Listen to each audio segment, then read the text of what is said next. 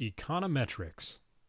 The layer that is above the sky and below the earth, which is described as being situated between the earth and the sky, and which is indicated as the symbol of the past, present, and future.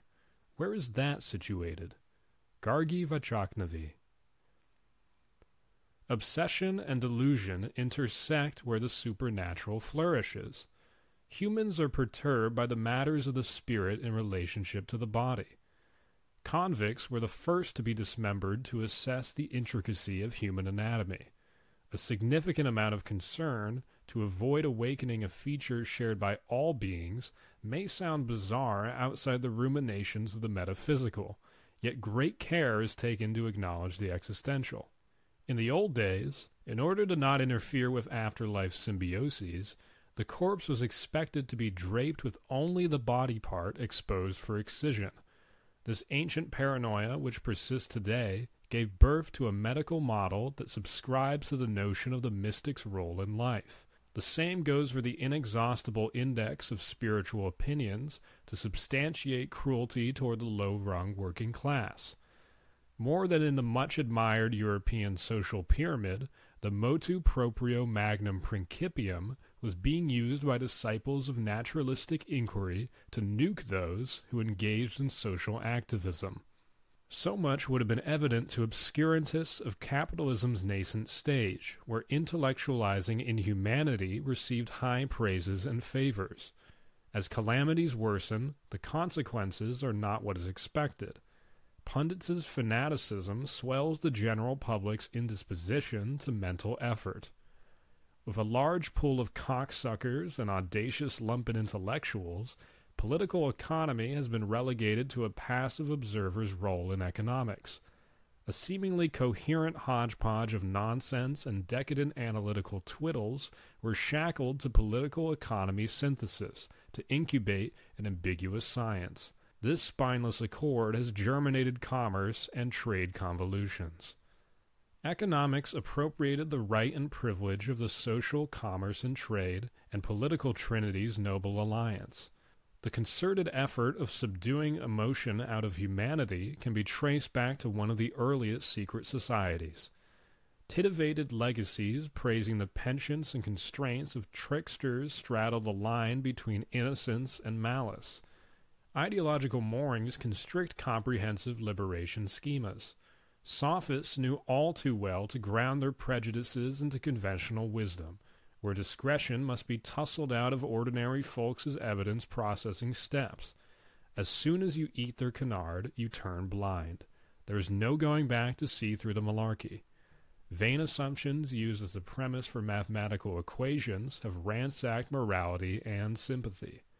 Antonio Gramsci mistook the mid-20th century class of cerebral desperados for organic intellectuals. There is nothing organic about lumpen intellectuals. We are to thank technological forays for shedding light on past and persistent rotten events. The 1960s schmaltzy era failed to tone down the absurd hypothesis explosion. The masters staked out unequivocal positions. Power and influence were kept on their side of the chessboard. The Northern Hemisphere did not move to eradicate champions of other parts of the world. The shocking muggings of reason had a dreadful human life price tag. Billions of children, women, and men were deprived of any dignity. International organizations' unrealistic directives on global affairs invited trouble from regimes naturally inclined to profligacy. Free market and spiritual evangelists unperturbedly ganged up to succor Western moneyers' reign over the rest. Lost lives were painted out as the collateral damage of Beelzebub's will. It is a moral duty to warily strip-search the underpinnings of a principle before pledging allegiance to it. Not just pickpockets and swindlers lend value to diversions. The advantage of mathematics in every analysis is rolled around the postulation as the right tool for scholars to express themselves in a precise and straightforward way. Nonconformists who endeavored to extol the virtues of Marxism did not halt the Zentai philosophy invasion of social research or the gerrymandering of hypotheses and trends. A new breed of ostentatious economics' jugglers ornate their cupolas with equations and charts. In every scientific field, numbers are eccentrically perceived as the correct way to stitch and maintain social order. Experts are explicitly emboldened to mimic accuracy by sculpting data as the sole proper means for persuasion. Econometricks' firm grip on good sense and sound judgment is not the pejorative evidence that the truth has ceased to be necessary for belief. The application of statistical methods to commerce and trade data has subjugated social discourses into a language that few speak and tweak. Blasting away human sentiments to erect a potent theory has engendered an enduring sense of confusion. In essence, the active campaign of repressing feelings and meticulous exploration is making academics dumbly numb. The supporter of ornament believes that the urge for simplicity is equivalent to self-denial. Adolf Franz Karl Victor Maria Luce. Every civilization has a hysterical faith in the existence of beings with the power to halt common decency's dilapidation and the human race self-destruction. The second half of the 20th century kick-started with a social groan and clank from infuriated and invigorated revolutionaries and chauvinists around the world. Amid violent clashes, some theoreticians sought to stimulate another kind of conversation. For these enthused genii, there was a pressing need to figure out once and for all if there were intelligent creatures lost in space or lonely in a galaxy far, far away. Two elements sketched out of these overly trained minds on a napkin are at the same time charming and perplexing. N is the number of groups out there that would better schmooze than enslave us. L assumes that these creatures with an antenna on their head and one eye would be eager to let us know that they're in a neighborhood. The Fermi paradox's simplicity should have sent to the grave the Drake equation, yet it has endured. Abstract spasms are embedded in these kinds of inane pursuit.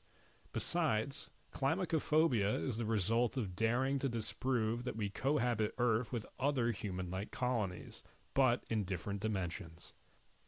The 1960s are irrefutably the costliest years regarding general principle blunders. It is archaeologically the most perilous step in the wrong direction in the partisan and commercial arena. The neoclassical economists magnificently imbued the discourse with mathematical tricks that slew common sense in social, commerce and trade, and political hypothesis. Mastering the science of perfumery is an essential part of operating in the modern world.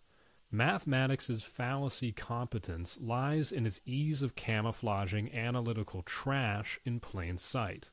If only every skinhead, dogmatist, and aged being were busy looking up to the sky, looking for any sign of extraterrestrial life creatures that could well downgrade humans to kings and queens of the jungle, the world would have been a better place. But only the very few of them at the extreme edges do so. The ubiquitous influence of mathematics on the modern favorite commerce and trade autopsy method of economics, a field colonizing social and political discourses, has had dire implications. Pictures and words can complement each other. Pictures have solely driven economics. When anyone reaches the summit of the illusion, one ceases to observe rather than vindicate. On the last stretch of higher learning, students are trained to formulate a question for the sake of it, which defies the notion of solving an issue. These acolytes' career aim is to concoct a model of discolored tendency. When presented with two disasters, highly trained minds who think faster than someone else can speak will project the story in ratios. The excuse is that it is the only way to provide the validity and reliability necessary for social planning and commerce and trade resolutions. Ordinary mortals will ask how a string of occurrences unfolded. Chopping up an observation in numbers is said to make sense when there is an improper conviction that an event will occur again. Rising social class tensions means fewer members of the elite are at ease with the political and economic status quo. Apathy, intensified with research, ventures out farther into the abstract to make a case for moneyers. One set of principal architects of the political economy's primary concern of society is to take care of the poor, while the most dynamic group sought to protect the minority of the prosperous against the majority. Will-o'-the-wispy economics' personages gained notability and made a ruse out of the yardstick for sculpting models. The daftest postulation has been the one that begets the highest esteem. Often, what is deemed qualitative information does not aid in developing a complete understanding. The hierarchical model is solely driven by pictograph descriptions of statistical modeling, without the diverse narratives of realities for the sake of the ever-elusive generalization stamp of approval. It should be a warning to all of us to look at the concept of general systems theory with a grain of salt, and, in turn, consider the human patterns connected to its specifics of cultures, norms, and values. There is seldom no resistance to changing the current path we cling to, like the mythical lemming over the cliff analogy as it pertains to crowds. Wise-looking beings turn up to support the claim that capitalism is the only right way in many respects, when moneyers are losing control over society. Individuals who see all the arguments for the free market become blind to the arguments against it. To break the poor solidarity and to canonize moneyers, a new breed of slave traders has kept up with their mission of exercising the emotions out of people's heads. These deductions leave out the fact that sympathy toward the less fortunate is a human trait. The full story needs to be told. Timorous practitioners can open-endedly sputter and indulge in the theatrical. Politics is the area where the misuse of statistics is expected. The doleful public plea to bedazzle an insatiable academic demand for contributions to a field have amplified the stream of bullshit. Institutions responsible for endocrine and the youth, or simply put, factories that produce human algorithms, have modernized the process of the aptitude maturation steps of developing hypotheses. Set on a field partialities or a patron agenda, a pollster nitpicks data to dissect the problem and concoct the answer. This technique guarantees the stress-free delivery of a gorgeously bogus recommendation. In essence, it is all about flashing a view, teasing it with an exact opposite, and the collage of other performers' sound bites. It is terrifying that economics dons have gained more power and influence, but have followed somewhat the same paths during the past few decades. The difference between other fields and economics is that their paddocks can sustain goof-ups, while their recent antics perpetuate injustice and claims lives. Everything can be explained to the people, on the single condition that you really want them to understand. Franz Omar Fanon. A shady lifestyle certainly pulls away from a lasting peace of mind. The 20th century was dominated increasingly by mathematical analysis and the abuse of deductive logic. The folly took another step when mathematics was added to economics drawings, which should be regarded as a beautiful, poisonous rose. Human personality was stiffed with an eidolon of solid probabilities. The opportunity resulted in intensified possibilities of anxiety. Somehow, a correlation got wedded to causality, sealing two unrelated observations' fates. A single occurrence was customarily stretched to arouse disciples. The tale of the correlation between baldness and heart attack is particularly fascinating. The amount of cerebral power that's been wasted to argue one way or another makes one wonder if this is anti-Christian pagan revivalism or a shred of evidence on Homo sapiens' inability to find a way out of pervasive social, commerce and trade, and political injustice shackles. The political hostility between the Soviet bloc countries and the U.S.-led Western powers was an incinerator of equality's ideals. We ought to crown the 1960s unequivocally as the particular decade in which the vagaries birthed out of it have prolonged and intellectualized social, commerce and trade, and political idiocy. First and foremost, this period juxtaposed two passionate paradoxes. Western conspicuous voices successfully winched up awareness on the exceptional cruelty and prejudice that gangrened human interactions. Their melancholic ballads reached a wider Western audience, and their sympathy towards what was painted as shitty people and places grew some cojones. On the other corner of the same stage, dastardly bigotries were being candy-coated with irrational panic and jingoism. The only way to tell the truth is to tell the truth, albeit it can be stressful. On the other hand, the daunting array of readily accessible information has worsened the complexity of dissecting events as they happen, and has blurred past events. The exasperation of cracking a signal safely out of noise should be the golden motive to take on a seemingly impossible effort to solve issues. Instead, we institutionalized scholarly indolence, made belief the truth-bearer, and placated knowledge that genuinely vindicates propositions. It is easy to say that agony, devastation, cruelty, and farewell arouse spirits of a past, but are not to be dwelled upon or used to stitch up self-determination. To bone up on trickeries, cherry-pick accounts, and to evade reality with the intent of cataloging a fallacy as the truth, files and time are immoral. The risk of falling into a pit that could end in pecuniary delight or socio-political economic depression is the question at hand. Whether the fall is intentional or a coincidence, the outcome can be still pondered. On only a few occasions has the spoon of activism weighed more than the barrel of pessimism. When it does happen, the drift of conscientiousness fires the torpid mind and halts the aggression on common sense. In doing so, it takes power away from pictures and words and reinvigorates the value of action. Nowadays, sophists do not quickly fall into indiscretion or let factual examination downgrade their concept to a dumb claims level. Whenever a betrayal is uncovered, they bang the revelation with a Machiavellian scheme. We are far from breaking this deceitful trend. One of the numerous reasons is that humans find gratification in these mea culpa parodies, and never hold them accountable for holding a siege on the common sense bridge. I hope to see the day that obscurantists will publicly be castigated for past mendacity. Lumping intellectual claims of expertise is an effort to use credentials to stifle the dialogue required for the betterment of humans. In the painting world, neither the artist nor the canvas has the monopoly of infused delusion.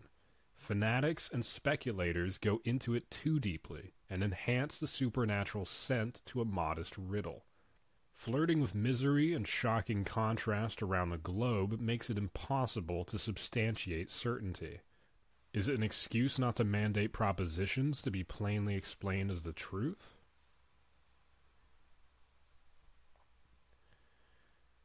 If a liar who desires to achieve wealth or honors among men needs to use foul means to obtain them, he will say he is convinced this falsehood was for him a just thing.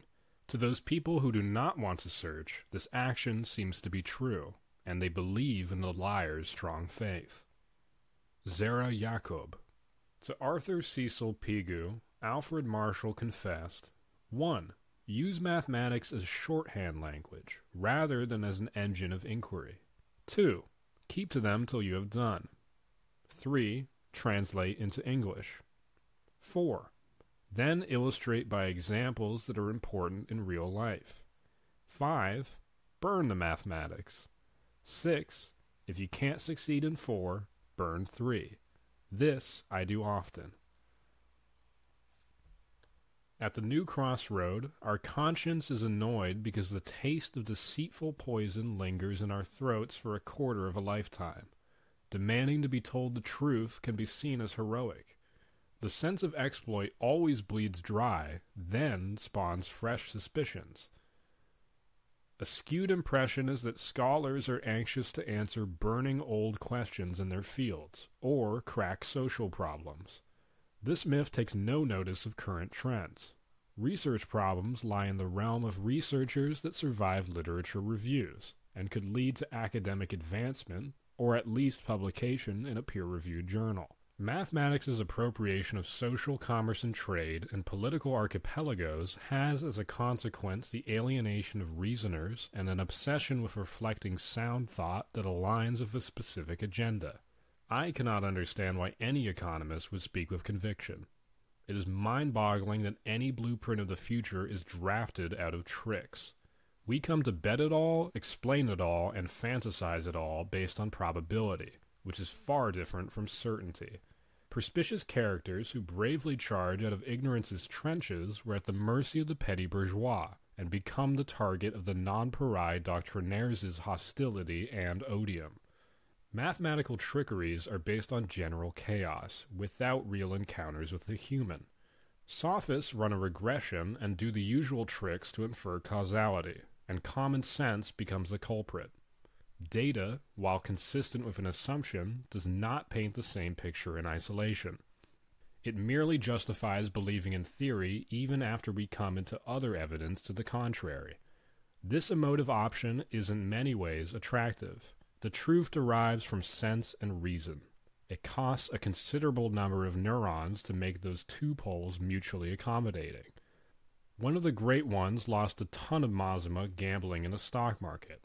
He got to face the issue by infusing statistic and probabilities to fulfill economists' egotistical needs. The air of stability cannot last long, and not because of a number. Humans are capricious. There is a strong assumption of chaos and infinite trends. It is arguably the predominant perspective of most sophists in the economic field today. Matriarchal societies believe that spirit finds a way into a woman's vagina to create the baby, and not a male spermatozoan. We have figured out how this belief is as far from the truth as from the flesh. We have yet to disprove the mystical role in the other part that makes us, us. The oversimplification of phenomena to avoid crossing artificial borders is upsetting. Mortals, for whom logic does not exist, are mentally clouded and obsessed with one small section of truth. When a considerable number of neurons is wasted picking up clues and trends, we end up in dwarfed senses nebulas. Our brain processes zillions of options. When asked the color of the sun, the typical off-beam response is red or yellow. Looking for people's intentions, skepticism is available, only to be immediately abused. I turn on scholastic littering like a vengeful fury. It is easier to circle the familiar than to conjure up something new. I asphyxiate when a naive smile pays homage to old glories that have been proven to be a pile of trash.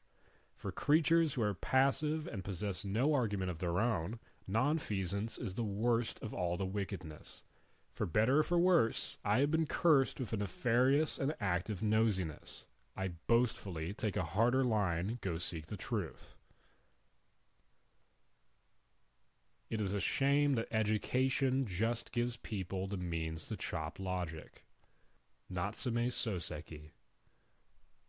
Ignorance is bliss. Ignorant people are a pain in the ass. Neuter does not mean neutral. For better or worse, every single human is significant to the entire human species, but only knuckleheads make change in the totality of existence. There are two groups whose zealousness makes me puke. Morons sailing through the vast sea of poverty and misery for the thrill of it, and primates in expensive suits from renowned tailors on London's legendary Savile Row. The quantity of vile absurdity they absorb is to blame for their attempt to string up my defiant prose without having a clue about my reasoning. Their second instinct is as draconian as their first. They snake their arms at me to drag me into a parrot fight. I take great pleasure in wasting my life on despicable endeavors. When it comes to dealing with individuals endowed with a considerable common sense disability, I play dead. Hints of animals' self-awareness or their understanding empathy are well documented. I cook my food and sequester myself to shit. I am human. The now is tackled by Econometricks' investigators who turn in masses of data, antecedents in peer-reviewed papers, and tabulated statistics, all of which necessitate only some differences of opinion after initial inquiries. In a fairy tale in which the economist is portrayed as a savior, It also asserts that community can reign over capitalism's destructive tendencies. Tragedies must tell the beginning first. The free market is based on a beautiful, colorful badge called efficiency.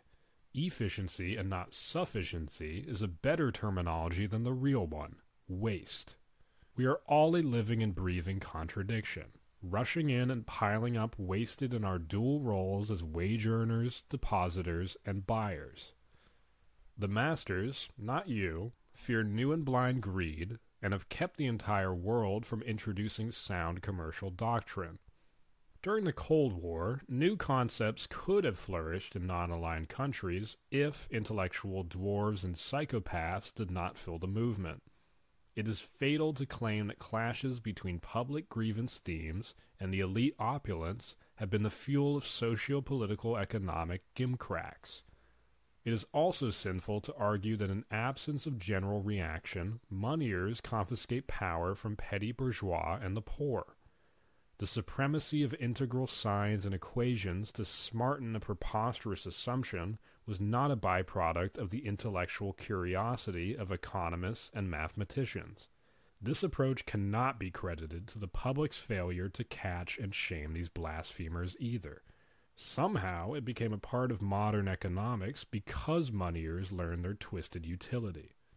Upon the first tackle, you are overawed by packs of feral complexities and confusions over what has become academicus gunslingers' chief diversions of pulling gaudy models out of their asses. Once melted and dissected well, the whole enchilada becomes disgusting and straightforward. Homo sapiens is tempted to speak fancier as an armament of intellectual authority. The technique of decorating works with mathematical equations and are useful to a minuscule number of readers. Still, dummy variables have yet to demonstrate their rigor or usefulness when the economy falls off a bridge, or social catastrophe occurs. There is more intent in how we do exchange things than a trend. Therefore, math is obsolete. For those rascals who yearn for cheap thrills, a rate of interest, commodity prices, security prices, money supplies, and the like are readily available for you to inject into your rotten hearts and heads. Every academic branch is obsessed with mathematical ornaments, as if creativity is of art, consistency is of science, and the two, creativity and consistency, are mutually exclusive. Beyond dampening creativity, hypothesis interferes with originality and cerebral honesty by pressuring to produce what is expected. The demarcating line between generalizations and stereotypes is washed out. Trashing usual rules of logical argument is not a rejection of knowledge or rationality. Do we need to excommunicate a deeply rooted tradition of how we gain knowledge and learn about things? Not really. Mathematics must take the back seat, where it belongs, just as religion. The arenas of sympathy in the mind need to be engaged in or reoccupied by redrawing the realm of sharing surplus and of intermerse, human relation and behavior. The removal of analytical ornaments is imperative for the evolution of social commerce and trade and political study. In a world of flawed understanding and deceptive evidence, there are two crazes in economics. The first is the coloring of people's interactions screenshots. The rationalization for abusing abstract theories powered by mathematical models is that people always intelligently make decisions. Everything is stitched by the belief that we are all self-centered beings who always have something to trade and get recompensed for what we have to trade. The second is the government's marketing of interventionist tactics to keep their nations afloat. It is assumed that people are not self-sufficient throughout their life cycle. In most of the developed world, economists favor the former acrobatic to push the latter, virtually at the bottom of its trajectory. Economics does not have any superior expertise or knowledge on social dilemmas over other styles of discernment. The free market virtuosos had to muster certain persuasive tricks, which got lay people to pay greater respect to them than to other whizzes, making valid arguments from other premises. The smartening of preposterous assumption was not a byproduct of intellectual curiosity. It was not achieved accidentally, with the accentuation of global financial crisis. There is a need for a shift of priorities in conjuring depraved conventions in research or squashing cerebral contraptions. One must smell a real plant and hear the bees to denounce the imaginary patterns abstracting worldviews. Those creatures who bestowed upon themselves the mission of breaking down humanity into an equation ought to face greater scrutiny. The human condition is significantly improved when and where there is a culture to confront social, political, commerce and trade, religious and cultural propositions. Anarchism got flushed down the toilet the same way as fascism. Radical intellectuals know that the demise of capitalism is preordained. At no point are they terrified to spontaneously disavow the open display of disillusion and deceit. We have not outgrown the beautification of concepts for the sake of appearance. Right now, it seems impossible to do so. Not everyone is blessed with such audacity. This is one critical aspect of life that the oppressed and depressed all fail to realize.